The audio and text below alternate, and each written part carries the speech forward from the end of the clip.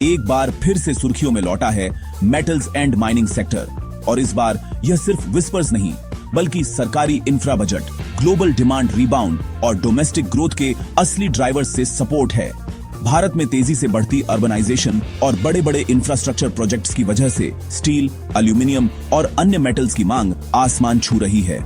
और इसी से जुड़े हैं हमारे heavy hit names Tata steel, Vedanta limited और जेएसडब्ल्यू स्टील, जो एनालिस्ट्स की नजर में इस रैली के सबसे बड़े बेनिफिशियरीज हो सकते हैं। जेफरीज और कई ब्रोकरेज फर्म्स ने टाटा स्टील और वेदांता को बाय बताया है।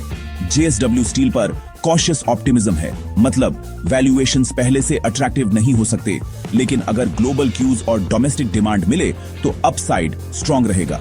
वजह रॉ मटेरियल कॉस्ट अब स्टेबलाइज हो रही है, जिससे मार्जिन्स इंप्रूव होने की उम्मीद है। इंपोर्ट रिस्ट्रिक्शंस और सेफगार्ड ड्यूटीज की संभावना स्टील्स को कंपेटिटिव बनाती है, जिससे डोमेस्टिक प्रोड्यूसर्स को एज मिलेगा। ग्लोबल डिमांड में धीरे धीरे रिकवरी दिख रही है। यदि मेटल्स कमोडिटीज में रिवाइवल हुआ तो एक्सपोर्ट और रियलाइजेशंस दोनों सुधर सकते हैं। लेकिन सावधानी भी जरूरी है, यह सेक्टर बेहद सिक्लिकल है।